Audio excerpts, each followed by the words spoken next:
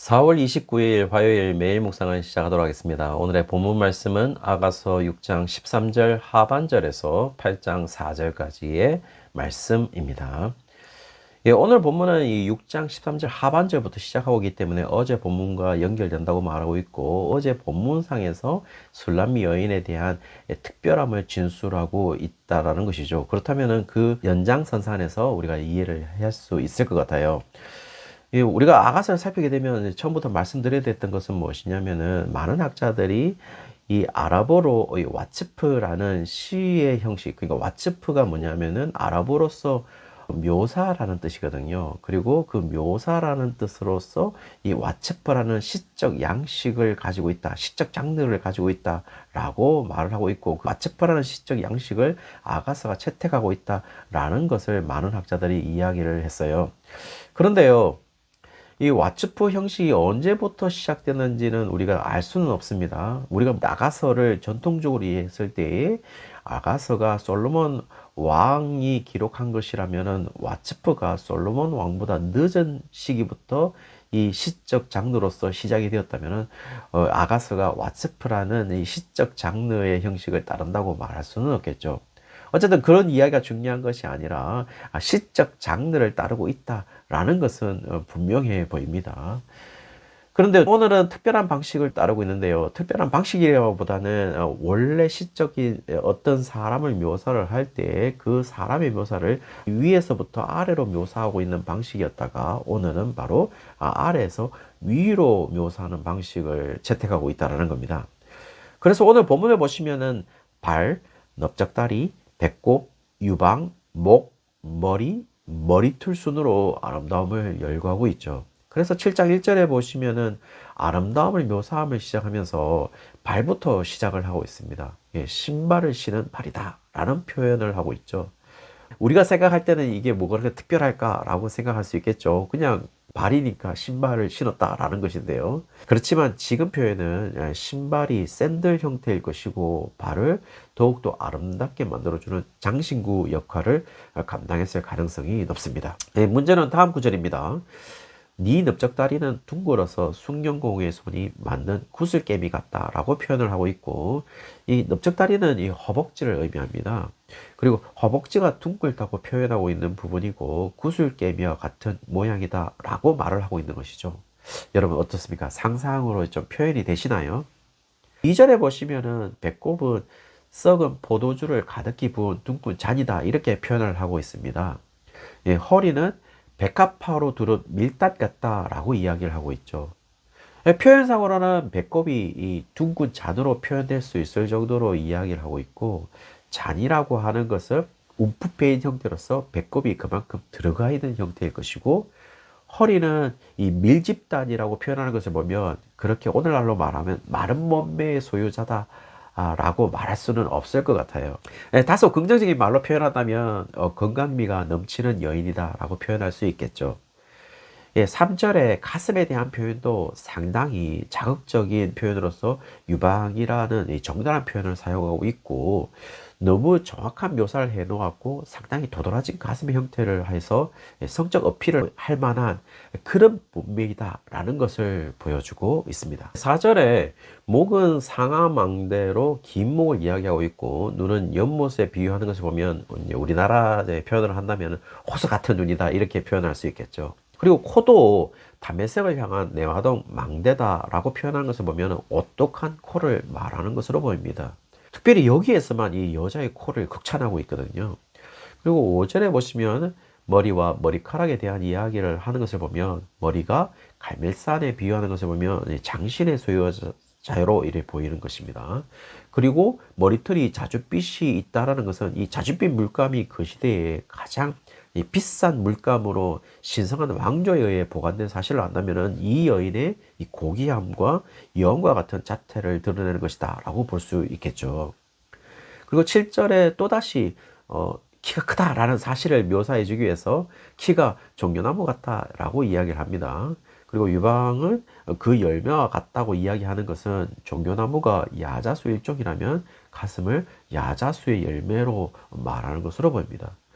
종려나무가 이스라엘의 민족적이고 전통적인 이미지를 말해주는 것이라면은 이스라엘의 정통적인 이미지에서도 지금 이 여인의 아름다움을 드러내고 있다라고 말할 수 있겠죠. 이 8절에는 그런 여인에 대한 거리를 더욱더 가깝게 만들어주고 있으면서 성적인 접촉을 이야기하는 것으로 보입니다. 어떻게 표현하냐면은 종려나무를 올라가서 가지를 잡겠다라는 표현을 하고 있고, 이 표현은 이 여인에게 성적인 사랑의 표현을 하는 것으로 보입니다. 그리고 8절에 가슴과 콧김과 9절에 입에 대해서 냄새를 이야기하는 것은 냄새와 향기를 맡을 만큼 가까운 거리에 있다는 것을 이야기해 주고 있는 것이죠. 예, 그것은 가까운 거리에 갈 수 있도록 여인도 허락을 하고 있고 자연스럽게 받아들이고 있다라는 것을 의미하고 있다라는 겁니다. 그리고 마치 남자는 이제 그녀의 향기에 이끌려 갈 만큼 향기롭다라는 것을 이야기해 주고 있다라는 것이죠. 우리가 일상적으로 냄새가 좋지 않다면은 과연 뭐 그렇게 다가설 수는 없겠죠. 그럼 냄새가 좋기 때문에 다가서는 것이겠죠. 이와 같이 어느 정도 상상할 정도로 그 당시의 표현으로서 여자에 대한 묘사를 하고 있다라고 볼 수 있을 것 같아요. 그래서 몸매에 대한 표현에 있어서 어떻게 보면은 이 뚱뚱한 몸매를 이야기하는 것처럼 보입니다. 그래서 조금 전에 긍정적인 표현으로서는 건강한 몸매를 말한다고 이야기할 수 있겠죠.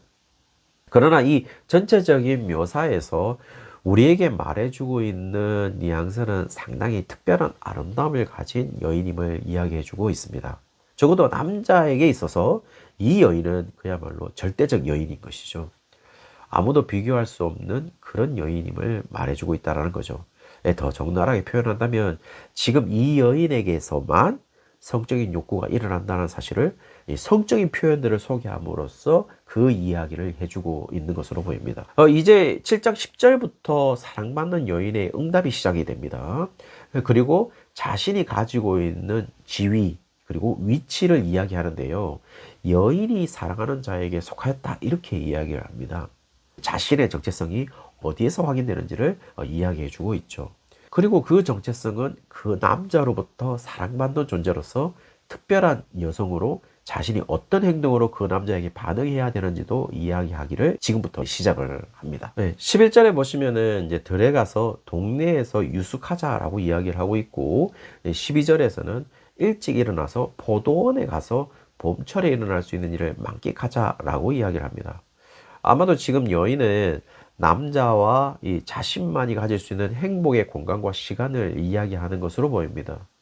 그리고 그 남자에게 최상의 시간과 공간을 이야기하면서 여인이 사랑을 표현할 수 있는 최상의 공간, 이 시간을 설정하고 있다라고 생각이 되어집니다. 그래서 그 시간은요, 봄철의 상쾌함을 만끽할 수 있는 시간이고, 공간은 늘 여인 자체의 상징이라고 할 수 있는 이 포도원으로 설정하고 있는 것이죠. 그리고 그 최상의 시간과 공간에서 자신의 사랑을 남자에게 주겠다라고 이야기를 합니다. 13절에는요, 그 상황을 더 강렬하게 만들어주기 위해서 합화채가 이 향기를 뿜어내고 있었다라는 것을 표현하는 것은 당시 이 합한채, 이 히브리어로 두다이라는 것은 독특한 향기를 내었고 체험제로 사용되기도 했던 것으로 임신이 어려웠던 라헬이 야곱과 하룻밤을 보내기 위해서 레아에게서 합한채를 얻은 이유도 바로 그 때문인 것으로 보입니다. 정말 이 이야기를 하려고 한 것보다는 이 합한채가 드러나는 이 시적 이미지는 사랑하는 시간과 공간에 대한 묘사를 더 강화시키는 역할로서 합한채를 끌고 들어왔을 가능성이 높다라는 것이죠.